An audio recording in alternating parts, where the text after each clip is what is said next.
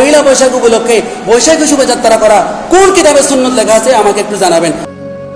আমরা যারা নবীর পাগল, আমরা যারা নবীর উম্মত হিসেবে নবীর আগমনে খুশি হয়ে যায়, আমাদের জন্য ঈদ মিলাদুন নবী সকল ঈদের সেরাই। আর যারা ঈদ মিলাদুন নবীকে সকল ঈদের সেরাই তো দূরের কথা, সামান্য ঈদ ঈদ শব্দটাও যোগ করতে চায় না, কষ্ট হয়ে যায়। ঈদ মিলাদুন নবী নামটার ভিতরে যাদের অন্তরে অ্যালার্জি আছে তাদের উদ্দেশ্যে আমার অনুরোধ, আমার খেদমত, আমার আরজ, আমার আরজি পেশ, সেটা হচ্ছে আমাদের ছেলে মেয়ে, আমাদের নাতি নাতনি আপনজন কেউ জন্ম নিলে আমরা খুশি হয়ে যাই। বাবা হিসেবে, মা হিসেবে, মামা হিসেবে, মামি হিসেবে, চাচা হিসেবে, চাচি হিসেবে, দাদা হিসেবে, দাদি হিসেবে, নানা হিসেবে, নানি হিসেবে, যারা আপনজন তাদের জন্মে আমরা খুশি। এটা থেকে আমি কি বোঝাতে চাচ্ছি, রসুলকে যারা আপনজন মানে তারাই খুশি হবে। রসুল সাল্লাল্লাহু আলাইহি ওয়াসাল্লামকে যারা আপন হিসেবে অন্তরস্থান দিতে পারে নাই তারা জীবনেও খুশি হবে না। ঈদ মিলাদুন নবী, বেদাত ফেদাত এগুলো এমনি তাদের অজুহাত।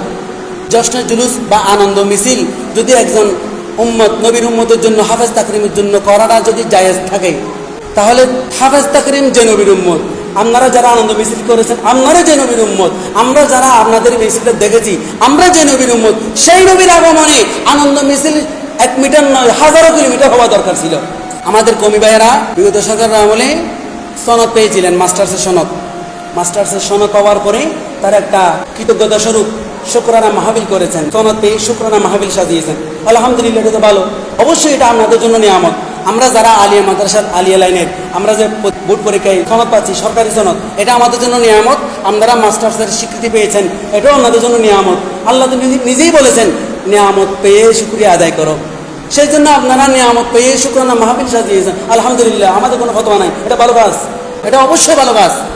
যিনি আপনাদেরকে মাস্টার্সের স্বীকৃতি দিয়েছেন উনিও নবীর উম্মত, আপনারাও নবীর উম্মত। আমরা যারা ভিডিও দেখে দেখে হেসেছি, খুশি হয়েছি, আমরাও নবীর উম্মত, সবাই যে নবীর উম্মত। সেই নবীর আগমনে আনন্দ মিছিল করলে আপনাদের কাছে বেদাত মনে হয়, ঈদ মিলাদুন নবীর মাহফিল সাজালে বেদাত মনে হয়। আপনারা যদি একটা শুকরানা মাহফিল সাজান, ওটা বেদাত হয় না, ওটা জায়েজ হয়ে যায়, সুন্নত হয়ে যায়।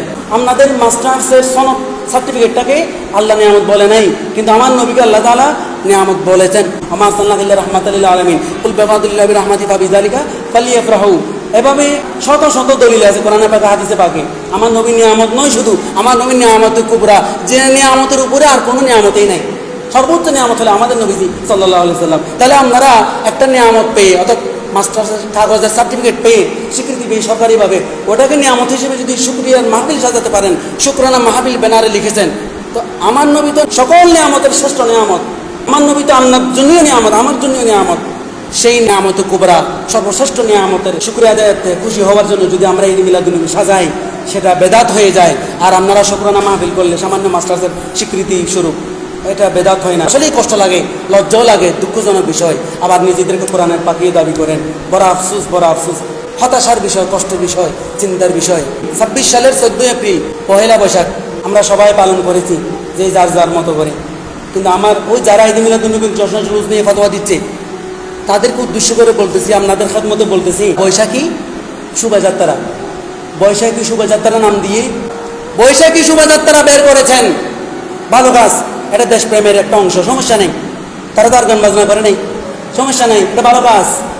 তো আপনি যে নবীর উম্মত, আমরা যে নবীর উম্মত, ওই নবীর আগমনে খুশি হয়ে কোরআনে পাক তেলাওয়াত করে করে, নাতে রাসূল পড়ে পড়ে, আল্লাহ আল্লাহ জিকির করতে করতে, নারায়ে তাকবীর দিতে দিতে যখন জুলুস করি আমরা, তখন এটাকে আপনারা খারাপ চোখে দেখেন কেন?